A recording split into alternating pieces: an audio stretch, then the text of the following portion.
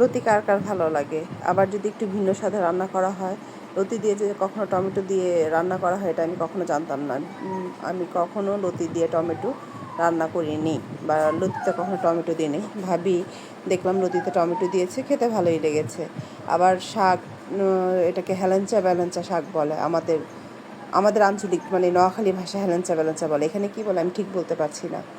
তারপরে সবসময় তো একটু ভ্যারাইটিস কিছু খেতে ইচ্ছা করে। ভাবিকে বললাম, ভাবি আপনি হেলেঞ্চা বেলেঞ্চা শাক রান্না করেছেন, ছোট মাছ চটচটি করেছে। ছোট মাছ বলতে বাইলা মাছ, ওইটাও পুকুর থেকে ধরে নিয়ে এসেছে, ওইটাও চটচটি করেছে। তারপরে হাঁসের ডিমের কষা, হাঁসের ডিমকে যেমন আমরা ভুনা ভুনা করে, এখানে বলে কষা, হাঁসের ডিমের কষা খেতে ভালো লাগে। আর আমার বাচ্চারা মাছ ধরে সেই মাছটা ফ্রাই খেতে পছন্দ করে, একটু ম্যাগি মশলা দিয়ে, তারপরে হলুদ মরিচ দিয়ে মেখে ম্যাগি মশলা উপরে দিয়ে তারা খেতে দেখি খুবই ভালোবাসে। আমারও খুব একটা খারাপ লাগলো না, এই বুদ্ধিটা আমি আসলে কখনো করিনি, ওইখানে তারা করেছে, ভালোই লেগেছে। সব কিছু মিলে আলহামদুলিল্লাহ পরশুদিনের দিনটা অনেক অনেক অনেক ভালো গেছে।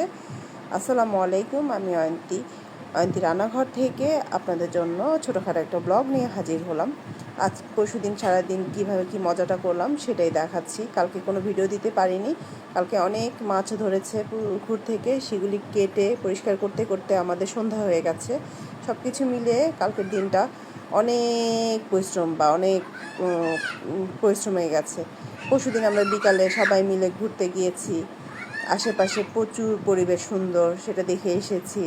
আমাদের এখানে সব তো সবুজ আর সবুজ, বরিশাল মানেই তো নদীমাতৃক দেশ, তো সেইখানে সবুজে ঘেরা। আমরা রান্না বান্না করার পরে আমি, ভাবি, বাচ্চারা সবাই মিলে হাঁটতে চলে গেছি।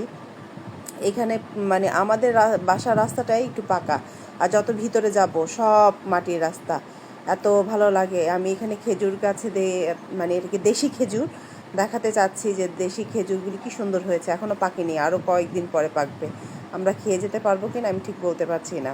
তো আমার কাছে তো খুবই অপূর্ব লাগে সব কিছুই।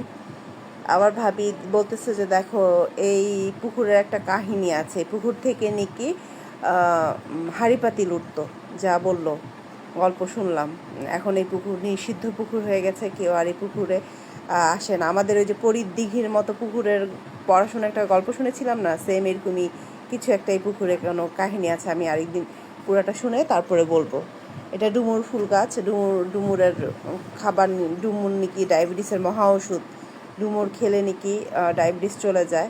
ভাবি আমাকে দেখাচ্ছে, দেখো এটা চিনো। আমি বলছি হ্যাঁ, আমি ঢাকায় হলেও আমি অনেক কিছুই মোটামুটি চিনি, তবে গাছ সম্পর্কে আমার খুব একটা ধারণা নেই, যতটুকু আছে ততটুকুই বললাম। এটা ডুমুর, এটা রান্না করে খেলে ডায়াবেটিস অনেকখানি কন্ট্রোল আসে, বা ভালো হয়, এক্সেট্রা কিছু একটা। তো এরকম করে আমাদের সারাটা দিন খুব সুন্দরই কেটে গেল আলহামদুলিল্লাহ। এখানে এসে তো খুবই ভালো লাগছে। সবাইকে অসংখ্য ধন্যবাদ আমার ভিডিও দেখার জন্য। আল্লাহ হাফেজ।